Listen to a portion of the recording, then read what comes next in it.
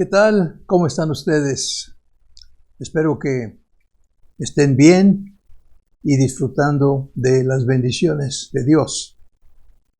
Les habla el hermano Isaías Rodríguez Arispe, pastor de la Iglesia Bautista Berea de Monterrey, AR, y iglesia patrocinadora del Seminario Bautista Misionero Mexicano.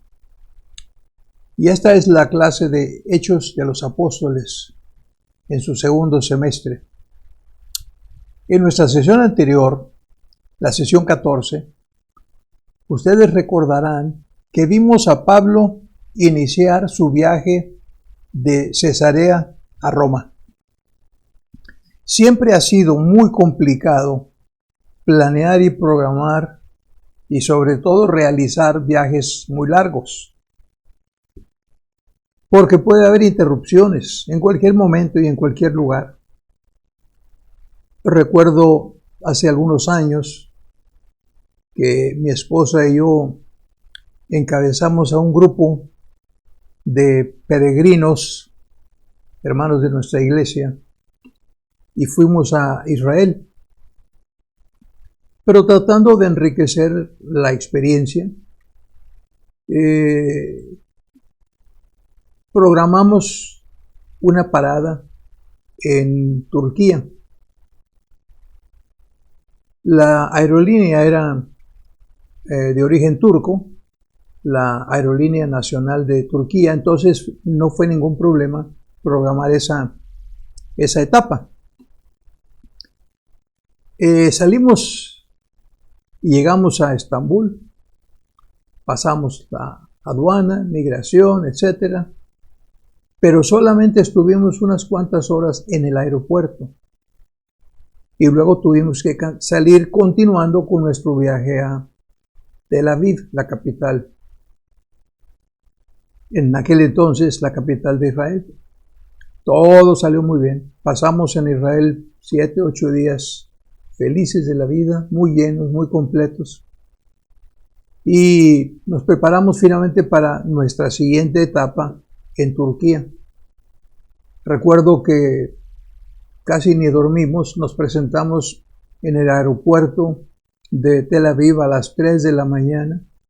Nos pedían 3 horas de anticipación y eso que todavía no había los problemas de inseguridad y sanitarios que hay hoy en día. 3 horas. Ahí estuvimos, checamos todo. Cuando hicimos ya nuestra fila para recibir nuestros boletos, al llegar al mostrador, me llaman y me dicen que una de las pasajeras que iba conmigo en mi grupo, éramos como 30, 35 personas, no podía viajar porque no tenía visa para entrar a Turquía.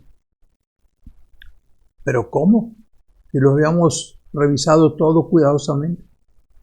Lo que pasó es que ella tenía visa de una sola entrada en Turquía, no de múltiples entradas.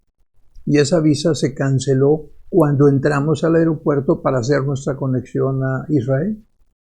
Y ahora no tenía visa. Traigo 35, 40 personas conmigo.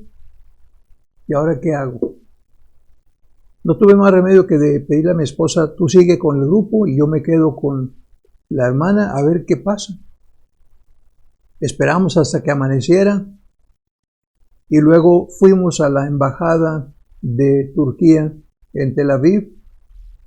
Presentamos nuestros papeles, la solicitud de una visa, hicimos los pagos y todo, y nos dijeron, todo está bien, la visa estará lista en 2 semanas. ¿Pero cómo? Para 2 semanas ya habríamos llegado a Monterrey y ya habríamos tenido días de haber llegado a Monterrey. No podía hacer eso. Suplicamos, oramos, ya nomás nos faltó arrodillarnos, pero finalmente nos comprendieron y nos ayudaron. Y en lugar de llegar a las 7 de la mañana a Estambul, pues llegamos a las 6 de la tarde en otro vuelo. Cuando nos presentamos en el hotel donde estaba cenando el resto del grupo, la hermana y yo, ya todos felices, pues qué alegría, qué alegría.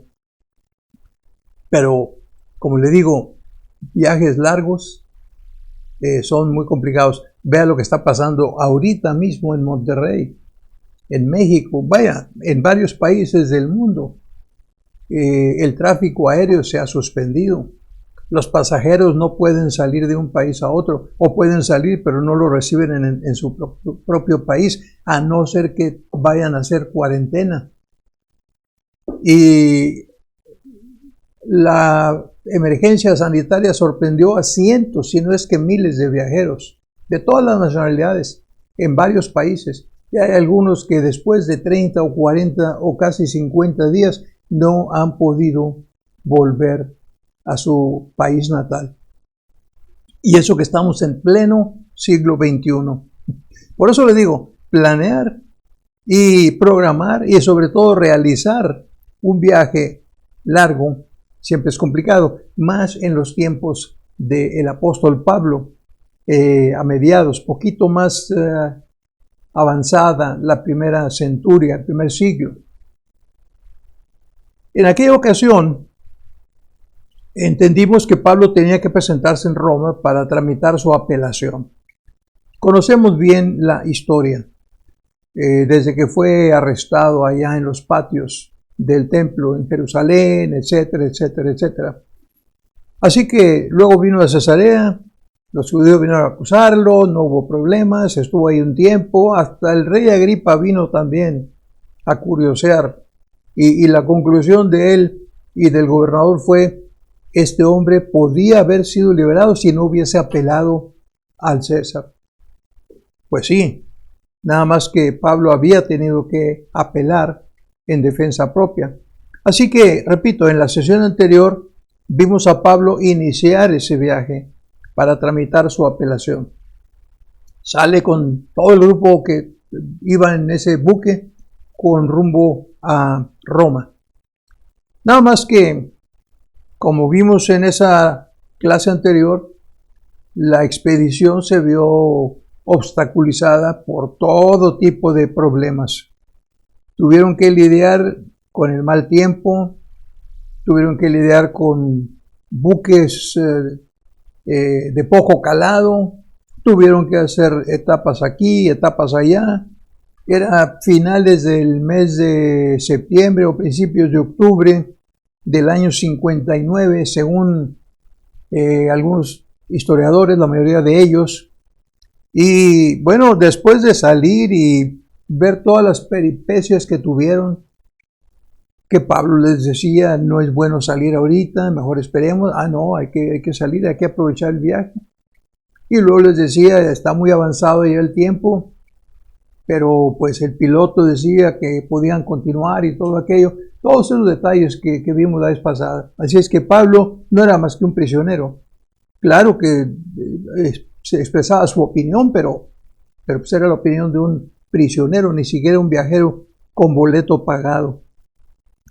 4 meses casi, cerca de 4 meses tuvieron que pasar en esa expedición, incluidos 3 meses que pasaron en la isla de Melita o Malta, después de aquel naufragio, la pérdida del viaje y pérdida de toda la carga y de todo el buque completamente. Menos mal que Dios arregló ahí para que Pablo y los demás fueran tratados humanamente. Y no solo eso, sino que Pablo también pudo ministrar en esa ocasión y no hubo pérdida de vida alguna. Así que después de 3 meses finalmente reanudan su expedición, su viaje, reemprenden el viaje a Roma y finalmente llegaron. Si usted se imagina la península itálica, viendo la costa occidental, por ahí llegó la nave a un puerto que se llamaba, o que así lo menciona la Biblia, Puteoli, donde Pablo estuvo 7 días. Le dieron permiso de estar ahí 7 días para estar en contacto con los hermanos creyentes de ese lugar, para después de ahí partir para Roma, unos cuantos kilómetros, 70, 80 kilómetros o más posiblemente, en vía a Roma, habiendo sido encontrado o recibido por grupos de hermanos, primero en una población de nombre Apio y luego en otro lugar llamado Tres Tabernas. Y terminábamos la sesión pasada leyendo el versículo 16 del capítulo 28 del libro de Hechos de los Apóstoles, que dice: cuando llegamos a Roma, el centurión entregó los presos al prefecto militar, pero a Pablo se le permitió vivir aparte con un soldado que le custodiase. Yo supongo, y así creo definitivamente, que todos los prisioneros que fueron entregados por el capitán o por el centurión al prefecto militar, todos esos fueron a dar a la cárcel, a la prisión, excepto Pablo. El Señor estaba con Pablo definitivamente, y como traía muy buenos antecedentes y con toda la experiencia del viaje, probablemente, muy probablemente, el centurión que lo había venido guardando, de nombre Julio, dio buenas recomendaciones, hizo buenas observaciones, dio todo su apoyo, todo su respaldo a aquel prisionero, y el hecho es que se le permitió vivir aparte con un soldado que le custodiase, obviamente encadenado. Así que veamos ahora en esta sesión número 15, comenzando con el versículo 17 del capítulo que estamos leyendo. Dice que el verso 17 dice: aconteció que 3 días después Pablo convocó a los principales judíos. Interesante este texto. 3 días después. La pregunta es, ¿por qué 3 días? ¿Por qué no 7 días? ¿Por qué no más tiempo? ¿Por qué no menos? Bueno, las suposiciones son que, en primer lugar, probablemente esos 3 días fue lo que le tomó a Pablo el instalarse, el prepararse, el establecerse lo más cómodamente posible en la casa en donde habría de residir de ahí en adelante hasta que su asunto judicial se hubiese concluido. O tal vez esos 3 días los usó para convocar a los principales de los judíos, porque es lo que dice el texto. Aconteció que después de 3 días Pablo convocó. También nos preguntamos aquí, ¿cómo convocó? Él no estaba libre, él estaba prisionero y tenía un guardia encadenado a él 24 horas diarias. ¿Cómo lo hizo?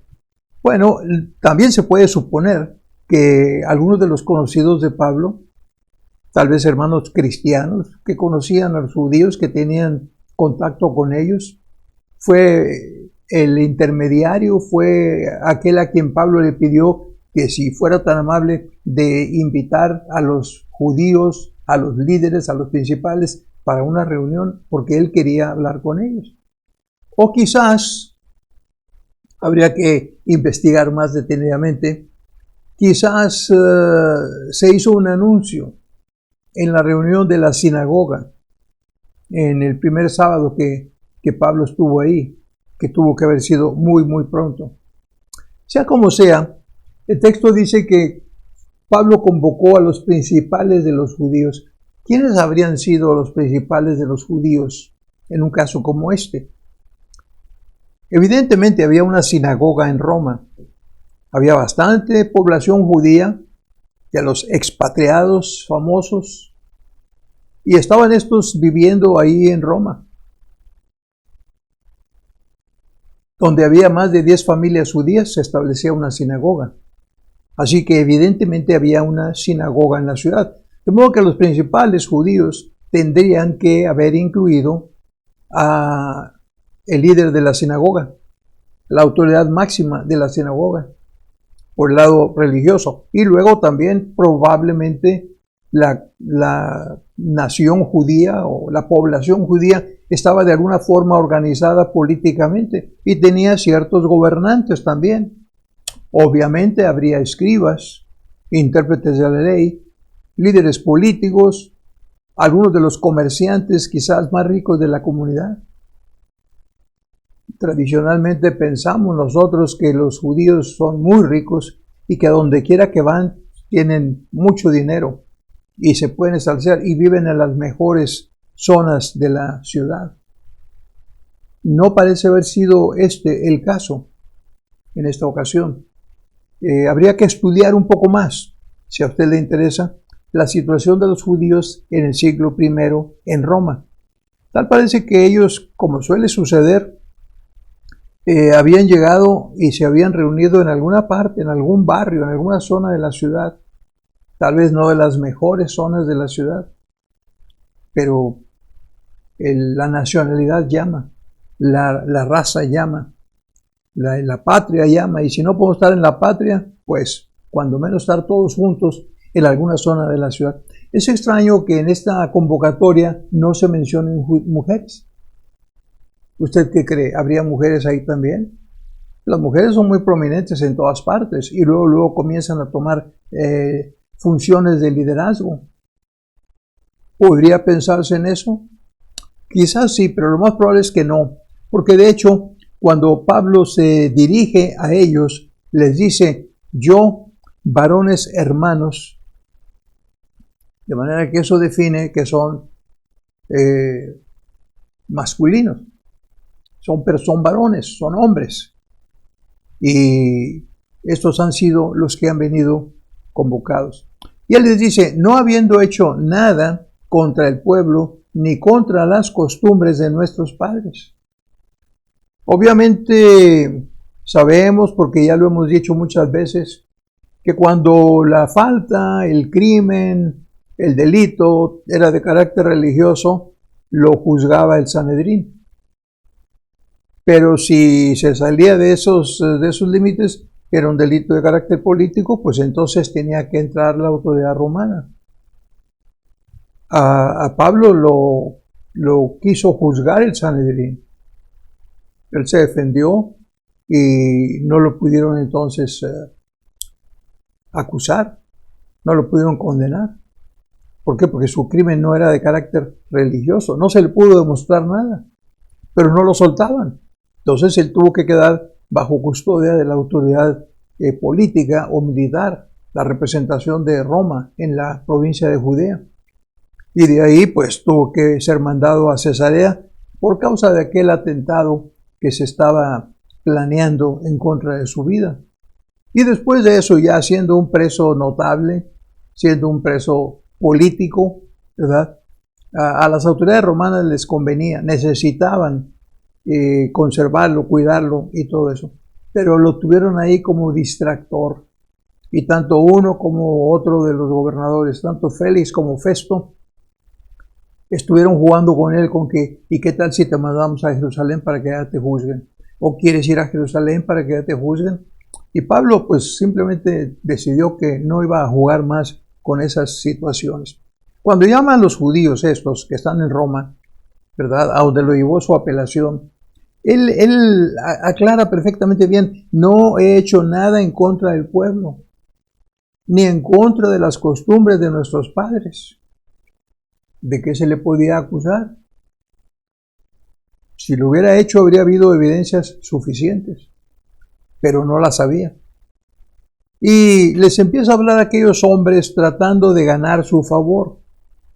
Y les dice: no obstante que no he hecho nada, he sido entregado preso desde Jerusalén en manos de los romanos.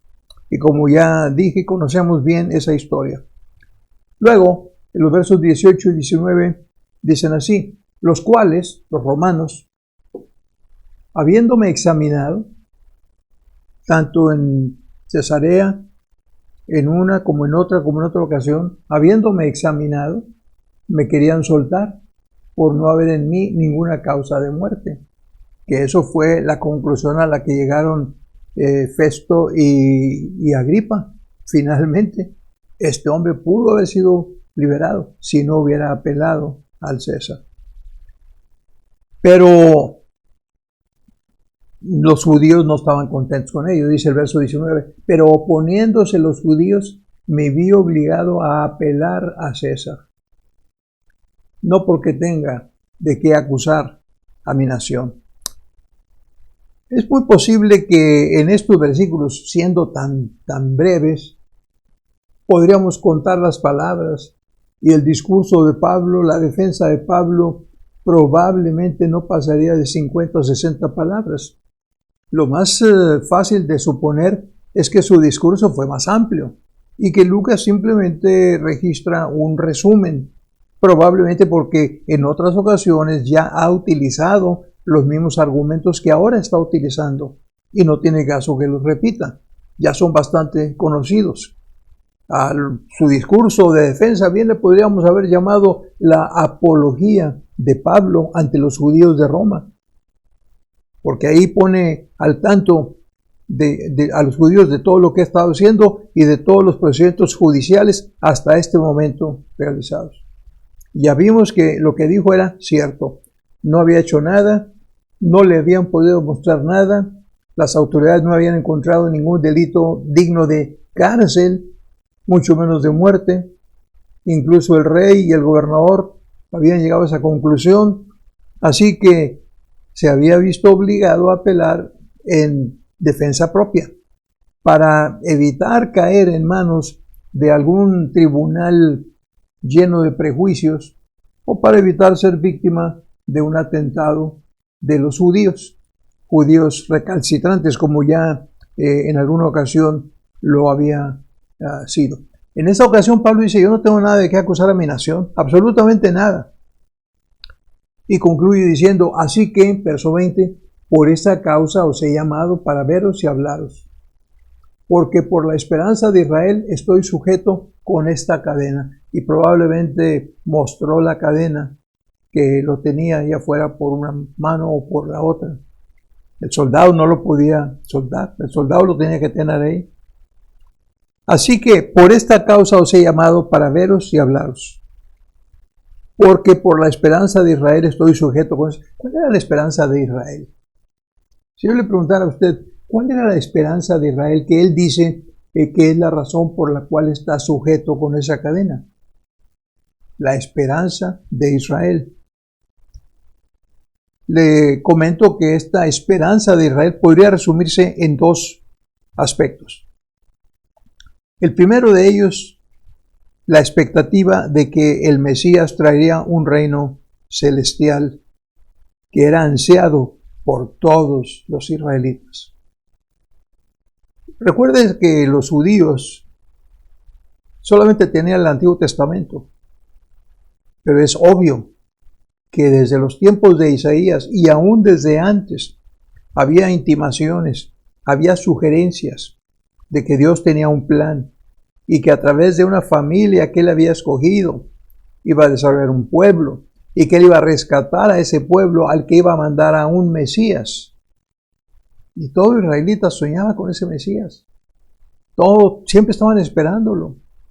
Tristemente todavía están esperándolo los actuales judíos, los judíos ortodoxos y los judíos más o menos contemporáneos. Hay un grupo de judíos mesiánicos que ha concedido a Jesús el privilegio de ser reconocido por ellos como el Hijo de Dios, el Mesías de Israel, pero es un grupo muy pequeño. La gran mayoría de la nación todavía no lo reconoce y lo sigue esperando. Así que dice Pablo, porque yo predico y porque yo enseño acerca de la venida del Mesías, esta gente me está persiguiendo. Y el segundo aspecto de esta esperanza de Israel sería la esperanza de la resurrección de entre los muertos que él proclamaba. Interesante. Los judíos, bueno, usted conoce, los judíos se dividían en tres sectas, básicamente los fariseos, los saduceos y los esenios. Y la gran diferencia entre las dos primeras sectas, las más grandes, fariseos y saduceos, era que unos creían en la resurrección de entre los muertos y los otros no creían en eso. Así que Pablo, ¿de qué lado era? Obviamente él había sido fariseo desde su juventud y había aprendido esa doctrina y la había creído y él predicaba incluso la resurrección de entre los muertos. Pero no solo eso, sino que él proclamaba que Jesús era el Cristo, el Hijo de Dios. Déjeme salirme un poquito del libro de Hechos e irme yo a la epístola a los Romanos, ahí a la vueltecita. Y le voy a leer dos versículos. Le voy a leer los 4 primeros versículos de la epístola a los Romanos, capítulo 1, que dice así: Pablo, siervo de Jesucristo, llamado apóstol, apartado para el Evangelio de Dios, que Él había prometido antes por sus profetas en las Santas Escrituras. Note, verso 3, acerca de su Hijo, nuestro Señor Jesucristo, que era del linaje de David, según la carne. Verso 4, que fue declarado Hijo de Dios con poder, según el Espíritu de Santidad, por la resurrección de entre los muertos. O sea que Pablo decía y enseñaba que la resurrección de Jesucristo de entre los muertos era una demostración, era una prueba fehaciente de que Dios lo había identificado como su Hijo, como el Mesías. Y era lo que él proclamaba. Y entonces él dice, por esa esperanza de Israel, que consta de esos dos elementos, ¿verdad? La venida del Mesías y luego la llegada del Mesías, o lo que llama la resurrección de entre los muertos. Eso es por lo que me juzgan. Avancemos en el texto. Ante esa situación, ante esa defensa, ante ese alegato de parte de Pablo, ¿cuál fue la reacción de los principales de los judíos que habían sido convocados? Dice el verso 21, ellos entonces le dijeron, note bien las palabras, el orden y las palabras, las frases, lo que dicen. Nosotros ni hemos recibido de Judea cartas acerca de ti, ni ha venido alguno de los hermanos que hayan denunciado o hablado algún mal de ti. Tal parecía que no les había llegado absolutamente ninguna noticia. Es difícil pensar que habiendo habido tanta efervescencia allá en Jerusalén por causa del juicio de Pablo, lo siguieron 2 veces a Cesarea para hablar en contra de él. Es difícil pensar que no hubieran enviado, ya no digo un emisario, ya no digo un abogado a juzgar o a pelear su caso, sino cuando menos una carta, pruebas, documentos, evidencias para ser tomadas en cuenta en la apelación. Y obviamente si hubieran hecho eso ante las autoridades de Roma, habrían hecho lo mismo ante las autoridades judías, los principales de los judíos. Digo, era un hecho, estaban de alguna forma relacionados y en comunicación. Por eso pienso que era muy difícil pensar que no hubieran enviado nada. Por otra parte, hay que darles un poquito de crédito, porque lo cierto es que casi no había habido tiempo para preparar las pruebas, el expediente y para enviarlo a Roma, ya fuera con un enviado personal o con un correo, porque tan pronto como la apelación de Pablo se presentó en Cesarea, cuando la audiencia con Festo y con Agripa, él dijo, yo apelo a César y harás, y prepárenlo porque sale para allá. Y salió de inmediato. Pero ya vimos cómo habían estado las condiciones del clima. Es muy dudoso que después de haber salido la nave en la que Pablo salió, hayan salido más naves, más buques. Claro que siempre estaba la opción por tierra, pero no creo que esa era una muy buena opción. De modo que tal vez lo cierto es que no había habido ninguna comunicación en ese aspecto. Pero por otro lado, analicemos de nuevo con todo cuidado la respuesta de aquel grupo convocado a aquella reunión, ¿sí? Pablo ya ha presentado su defensa, ya ha presentado sus argumentos. En un resumen, Lucas nos los ha presentado aquí. Y preguntaba yo, ¿y cuál fue la respuesta de los que lo escucharon? Nosotros ni hemos recibido de Judea cartas acerca de ti. Bueno, eso puede haber sido cierto, no cabe duda. Pero recuerde que Pablo era una persona muy conocida. No digo popular, no, conocida. Y menos popular entre los fariseos, a los que había dejado para convertirse en cristiano. Y andaba ahí encabezando y promoviendo lo que llamaban la secta de los nazarenos. De manera que cualquier persona que hubiera venido de la patria, de Israel, de Judea, cualquier persona que hubiera venido a Roma, a ver familia, a negocios o a lo que hubiera sido, debió haber traído noticias, comentarios, reportes acerca de el tal Pablo, porque andaba causando muchos problemas. Él era el tema del día. Él era la comidilla de todos. Lo que pasó en el templo, lo que pasó después en el concilio, lo que pasó después en el atentado, por todas partes. De modo que, repito, sin embargo, aquellas gentes no reconocen nada oficial. No hemos recibido de Judea carta acerca de ti. Y luego noten lo que dice la segunda parte. Ni ha venido alguno de los hermanos que haya denunciado o hablado algún mal de ti. Hay dos maneras de entender esta frase. Una es, nadie nos ha dicho nada. Pero no es eso lo que están diciendo. No es eso. Si usted analiza cuidadosamente la respuesta de los convocados a aquella reunión, verá que no dicen no haber recibido ninguna información acerca de Pablo. No, dicen simplemente que no ha llegado ninguna información negativa o dañina respecto de su persona. Analícela usted con cuidado y verá. Y eso puede ser que haya sido cierto.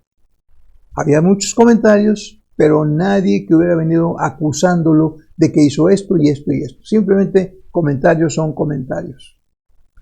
Y completan aquellos hombres la respuesta diciéndole, pero querríamos oír de ti lo que piensas, porque de esta secta nos es notorio que en todas partes se habla contra ella. Esta petición tiene también dos aspectos muy interesantes. Una es que nos interesa saber lo que tú dices, lo que tú piensas. Así es que estamos escuchándote. Pero la otra es lo que nosotros hemos escuchado acerca de la secta. Ahorita te lo platicamos. De manera que después de todo sí habían oído los judíos de Roma algo acerca de Pablo. Lo suficiente como para identificarlo con la secta de los nazarenos.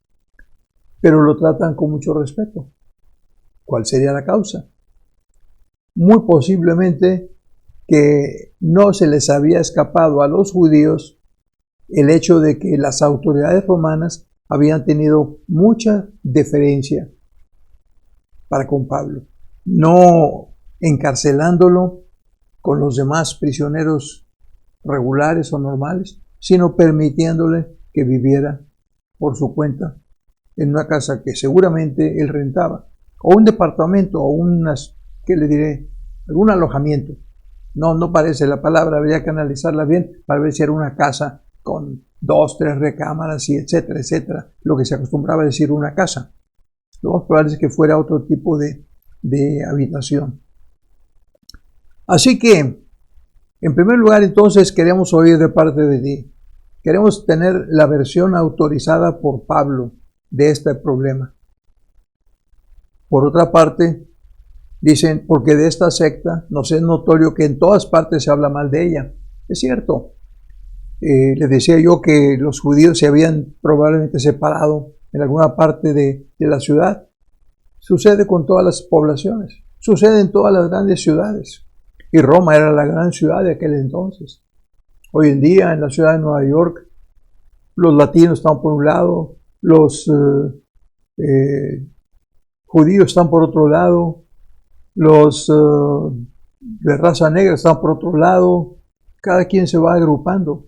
Y sucede en las grandes ciudades de las capitales de Sudamérica, sucede en la Ciudad de México. ¿Por qué no iba a suceder en la gran ciudad de Roma en aquel entonces?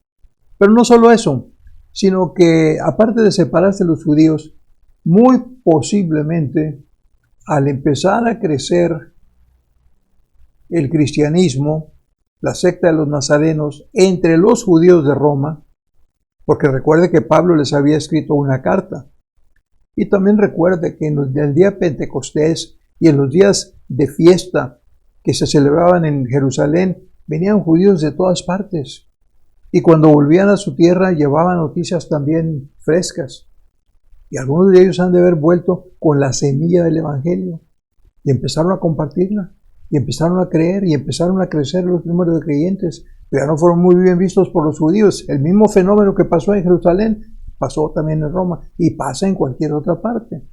Yo le aseguro que si aquí en esta gran ciudad de Monterrey, donde tenemos una gran colonia judía, un grupo de ellos se separara y se empezara a identificar como cristianos nacidos de nuevo, Lo más probable es que los verían feo. En fin, es muy posible. Y pues sí, dice, nos es notorio que por todas partes se habla en contra de ella. No dice la frase, ¿verdad?, que sea verdad. No, simplemente dice que se habla en contra de ella.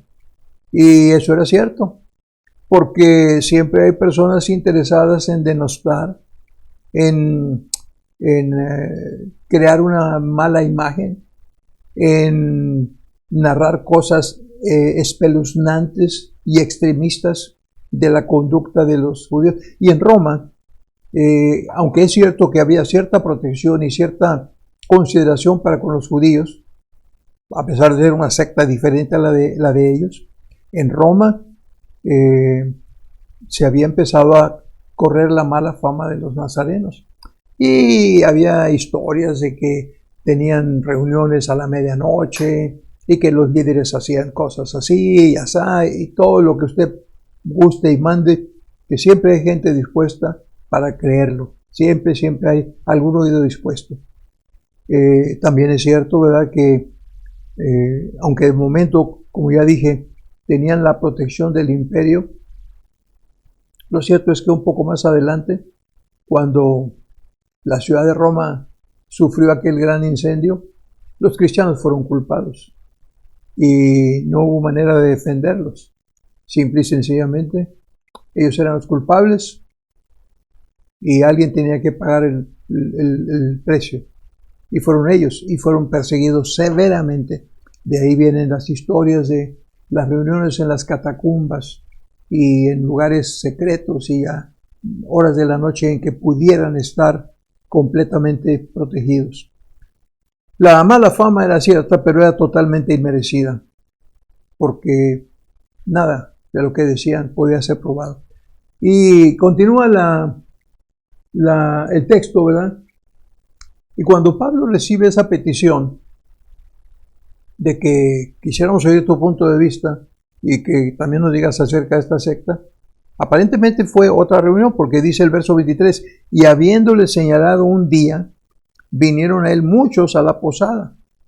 Ya ve, no es una casa lo que dice aquí, es una posada, a su lugar de alojamiento. Habiéndole señalado un día, o sea, se pusieron de acuerdo los judíos. Ah, bien, queremos hablar de eso, muy bien, les voy a hablar de eso. ¿Qué les parece? Y pusieron una fecha más adelante para poderse reunir. Un día y una hora para que todo quedara perfectamente claro. Y en ese momento, cuando vinieron, dice la expresión, vinieron muchos. La palabra muchos implica que fueron muchos más de los que se esperaba. Probablemente Pablo esperaba un grupo selecto y realmente la voz se corrió y vinieron muchos. Y lo que a la posada donde Pablo moraba. Y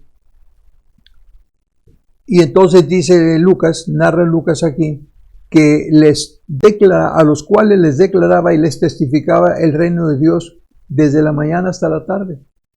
¿De acuerdo? Vamos a suponer que estuvieron varias horas con él.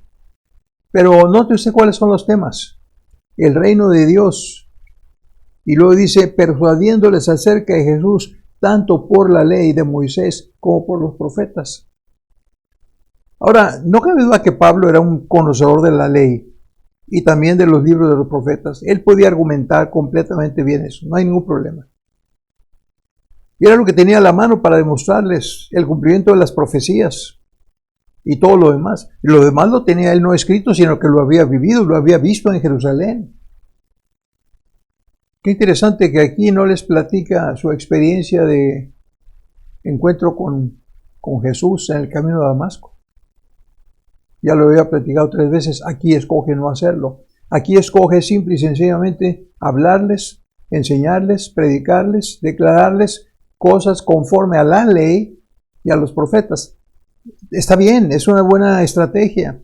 Si los judíos de Roma no habían escuchado o tenido un contacto directo con los otros fenómenos que habían acontecido, como la crucifixión, como la resurrección y la ascensión y esos detalles, no tenía caso que Pablo lo mencionara, pero si ellos estaban acá y tenían la ley y los profetas en sus pergaminos, sus copias, entonces es obvio que aquello era lo que había que manejar.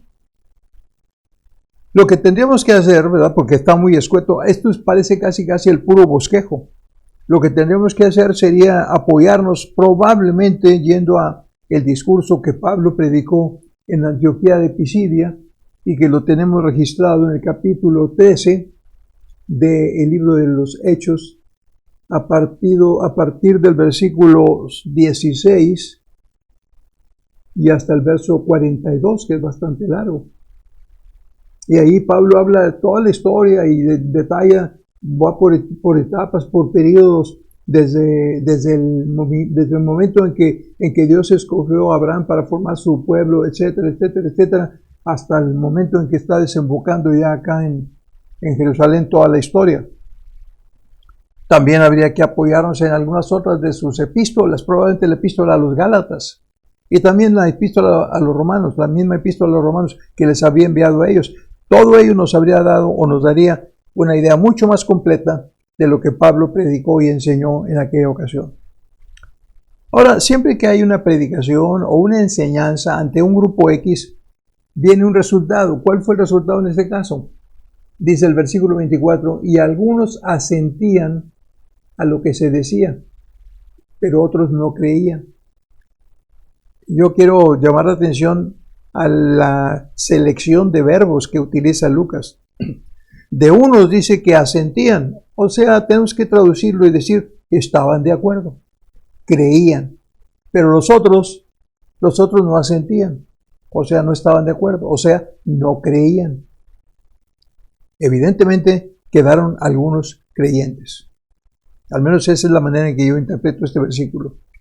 Y luego dice el verso 25, y como no estuviesen de acuerdo entre sí, al retirarse, les dijo Pablo esta palabra, bien habló el Espíritu Santo por medio del profeta Isaías a nuestros padres diciendo, y aquí comienza una de esas raras libertades que Pablo se permite a lo largo de su ministerio. Pablo era un hombre como cualquiera de nosotros y también tenía su límite como persona, como ser humano. Él estaba prisionero en Roma. Él había contactado a estas personas para tratar de establecer una buena relación con ellos y tratar de ganar su apoyo. ¿Por qué no?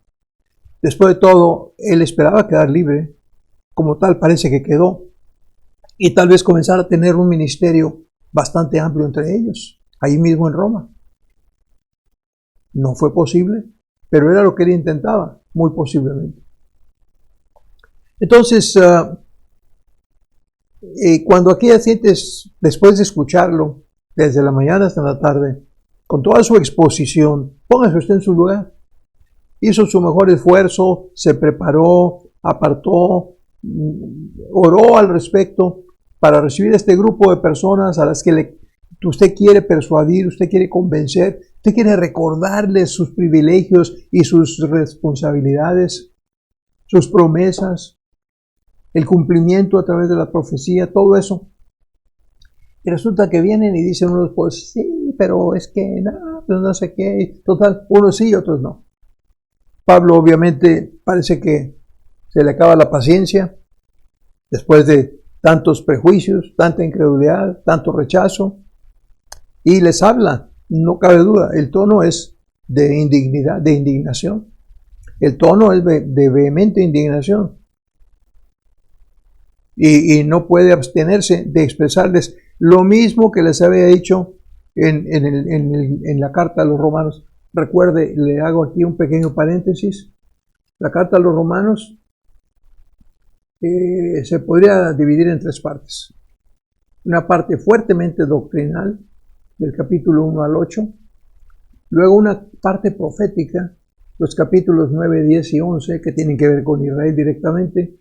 Y luego una parte de aplicación cristiana, de los capítulos 12 al 16. Y en esa sección de Israel, el capítulo 11, no nos vamos a tomar el tiempo para leerlo todo, pero a partir del versículo 7, Pablo comienza a decir, ¿qué pues? Lo que buscaba Israel no lo ha alcanzado, pero los escogidos sí lo han alcanzado, o sea, los que han creído. Y los demás fueron endurecidos, como ellos. como está escrito, Dios les dio espíritu de estupor, ojos con que no vean y oídos con que no oigan hasta el día de hoy. Hasta el día de hoy.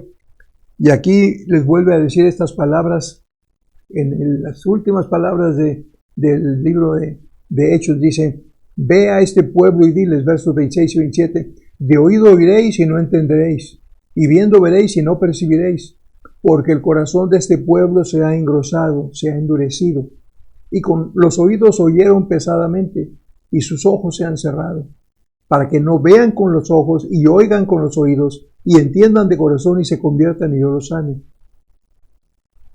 Parecería como que el Señor no los quiere sanar. No.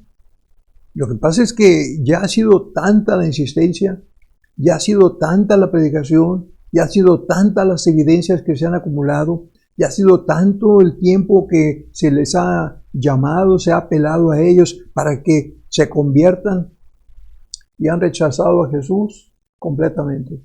Lo rechazaron en vida, lo rechazaron en el acto de su muerte y lo rechazaron después de su resurrección. Y lo siguen rechazando hasta ahora.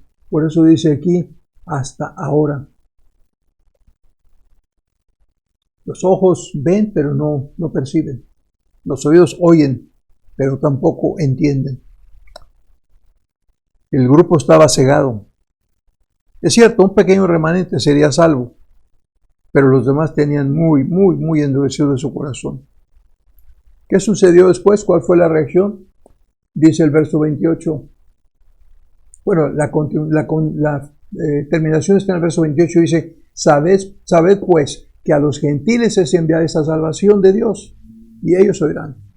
Ahora, es un poquito picosa esa expresión.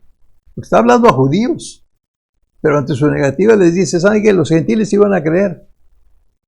Y vaya que los gentiles han creído. El cristianismo se ha extendido a todas las naciones del mundo. En la que usted me mencione, le aseguro, y con tiempo podría investigarlo y demostrárselo, que hay al menos un pequeño núcleo de cristianos que se reúnen y adoran. Y probablemente aún en los países cerrados, en los países musulmanes, en los países de otras denominaciones muy fuertes, hay cristianos que no pueden salir a la luz pública, pero que de alguna forma están con su testimonio, con su vida, con su actuación, dando un fuerte mensaje. Y hay gentes que creen, se lo puedo asegurar. Dicen los versos 26 y 27.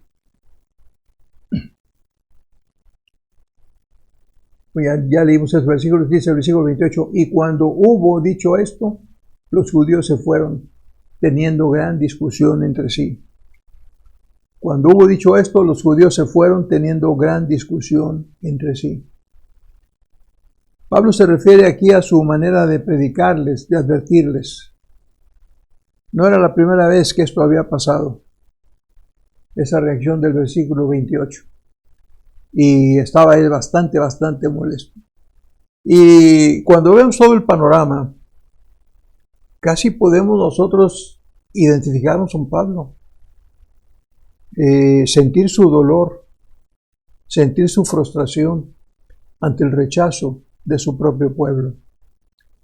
Y es muy difícil de entender.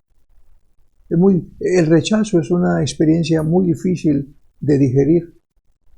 Más cuando no se trata de que me rechazas a mí, rechazas al Señor, que es a quien yo sirvo. Cuando dijo esto, dice el verso 29, los judíos se fueron teniendo gran discusión entre sí.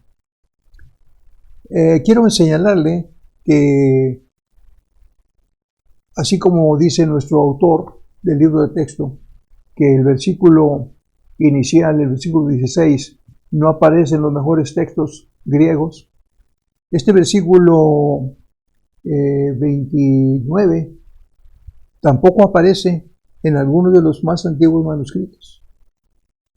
Probablemente fue insertado aquí por alguno de los copistas, por alguno de los escribanos. Probablemente el mismo autor, después de revisar la primera copia, al hacerse una segunda copia, insertó este versículo 29. De esta manera, tal vez evita lo abrupto de la transición del verso 28 al 30.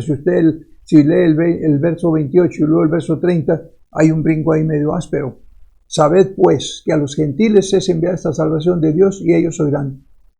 Y Pablo permaneció 2 años enteros, como que está muy brusca esa cosa. Posiblemente, sea como sea, no está violando ninguna regla ni nada, porque lo único que está diciendo ahí es que se fueron discutiendo entre sí. Y ya eso lo habíamos visto en el versículo 24, que cuando se fueron en esa primera sesión, iban discutiendo entre sí porque algunos creían y algunos no creían. El resultado neto es que algunos sí creyeron. Eso es una gran bendición.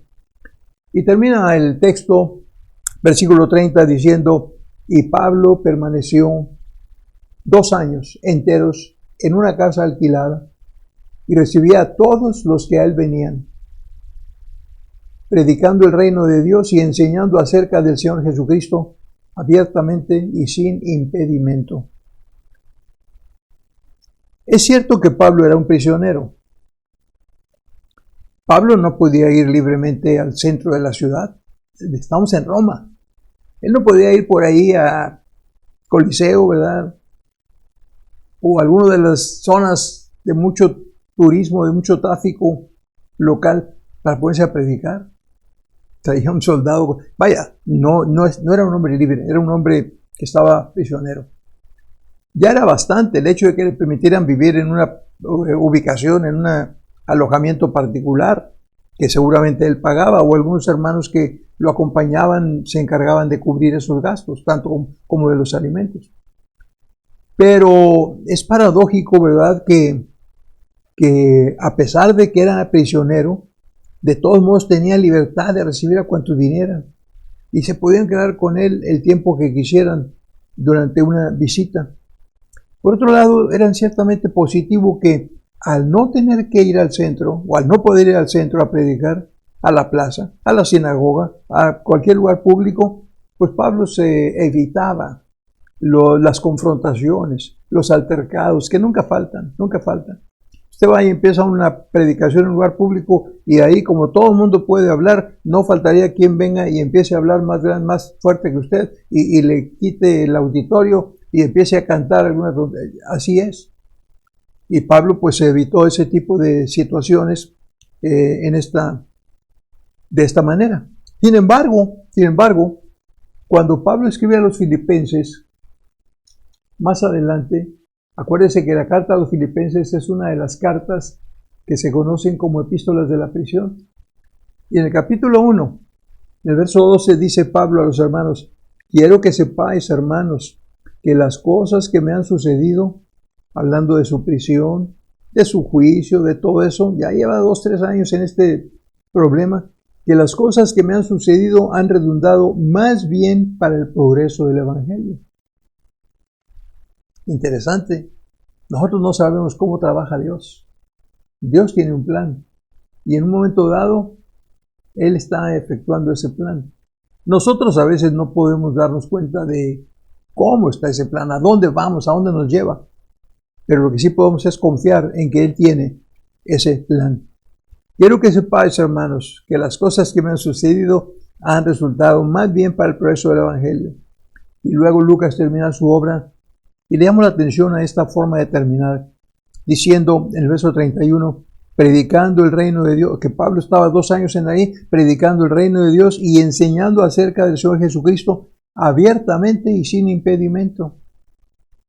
Y otra vez, aquí hay una observación interesante que hacer, algo paradójico, que el Imperio Romano, no siendo un imperio de creyentes desde la cabeza hacia abajo, de creyentes en Jesucristo me refiero, le hubiera dado tanta libertad a un predicador de otra fe. Tendríamos que decir que fue una cuestión muy democrática. Porque aunque yo no creo lo que tú dices, creo que tienes derecho a pregonarlo. Así es que tienes toda la libertad. Fue lo que hacía ahí Pablo. Y luego la mayor parte de los comentaristas y escritores dicen que es extraño que la historia de Lucas en el libro de Hechos de los Apóstoles haya terminado en la forma tan abrupta en la que terminó. No tiene aparentemente una conclusión adecuada, literaria, muy pensada.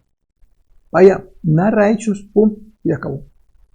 Pablo continúa ahí predicando el reino de Dios y enseñando acerca del Señor Jesucristo abiertamente y sin impedimento. Punto final. ¿Cómo nos podemos explicar eso? Solamente le comento un par de posibilidades. Algunos dicen, y recalco, dicen que Lucas tenía en mente continuar con su narración. Después de todo, había andado con Pablo ya por bastante tiempo. Para cuando él termina esta narración aquí, ya han pasado o están a punto de terminar el periodo de 2 años del que él habla. De modo que ya tal vez va muy avanzada la cuestión de la apelación, es cosa que se resuelva muy pronto y tal vez Lucas dice, esto va a continuar y yo voy a continuar aquí también. Posiblemente, recalco, cuando Pablo fue liberado de esta primera prisión en Roma, él agarró sus cosas y agarró para el oriente, rumbo al este, rumbo a su tierra. Y probablemente Lucas iba con él. Y lo acompañó, después de haber estado en Roma con él, lo acompañó en el viaje allá de regreso a Judea. Pero es posible que algún incidente haya acontecido que le impidió saber lo que pasó con Pablo después, perdió el contacto con él, ya no fue posible seguirle en la pista, hubo muchas cosas y Lucas perdió ya el contacto y ahí termina su aportación literaria. Hay otros incluso que sugieren. ¿Se acuerda a quién se dirige este libro? ¿A quién se dedica o para quién se escribió? En el primer tratado, Teófilo. Teófilo era un converso romano, italiano. Teófilo era un hombre interesado en las cosas de Dios. Y Lucas había estado muy interesado en el primer tratado, en el Evangelio de Lucas, de mostrarle la actuación del Señor durante su ministerio. Cosas que él había escuchado de otros, porque Lucas no estuvo ahí. Pero era un buen investigador. Vea usted los primeros 4 versículos del capítulo 1 del Evangelio de Lucas, en donde le dice cómo le hizo Lucas para preparar todo el Evangelio.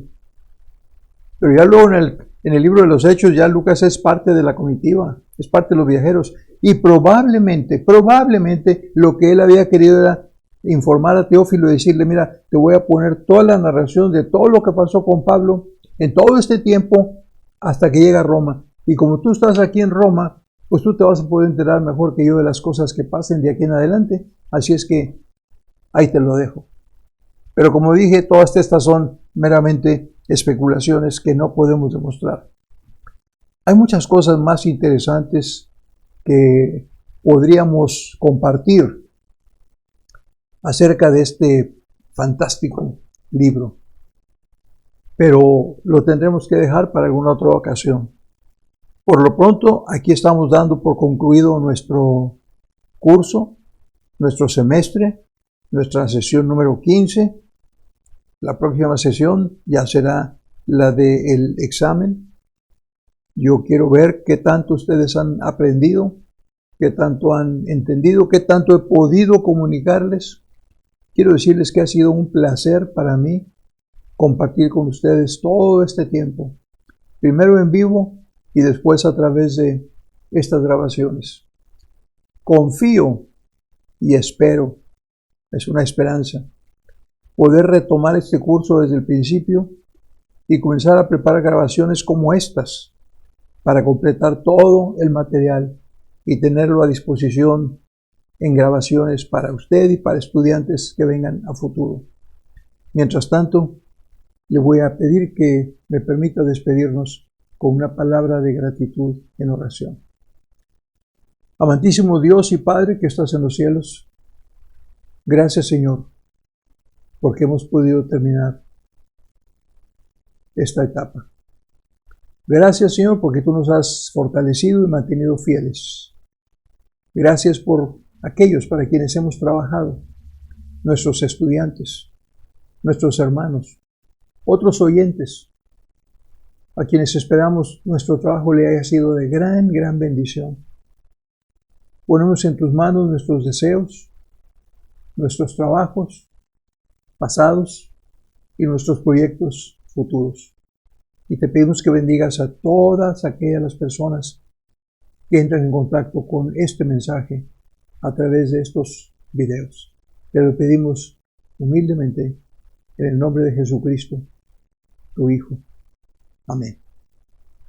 Que Dios los bendiga.